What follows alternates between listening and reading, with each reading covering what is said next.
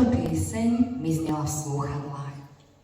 Vždy som mala rada, keď mi Spotify pustil práve túto pesničku od Output Control. Je moja obľúbená. Takou bola aj spomienka na to, ako sme ju písali s mojím najlepším kamarátom Dušanom. Dnes som si však na internete prečítala správu, ktorá spôsobila, že som si sadla na lavičku pri súsuši, rozmotala otravný kábel, dala si do uši slúchadlá a pustila ju sama. A v tej chvíli som nesedela pred františkánskym kostolom v Prešove, ale opäť som stála za barom u čierneho koňa. Bola streda, už takmer 12 hodín, a preto ma vôbec neprekvapilo, že sa dvere pomaly otvorili a do reštaurácie vošiel Freddy's March. Tento staručký párik k nám chodieval každú stredu.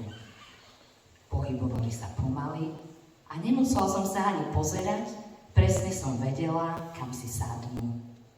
Pod okno, naľavo od dverí, vždy na to isté miesto. Každú stredu. S úsmevom som sa k ním vybrala, bez menu, lebo nielen, že sedávali na tom istom mieste, ale vždy si to isté aj objednali. Freddy, ako sa dnes máme? Margaret? Maruška. No, čo by si povedala? Zlepšujem sa vo výslovnosti tvojho mena aspoň trochu? Spýtal sa ma Freddy veselo. Akože by nie? Každý týždeň je to lepšie a lepšie. Príde streda, keď budeš plynulý v slovenčine.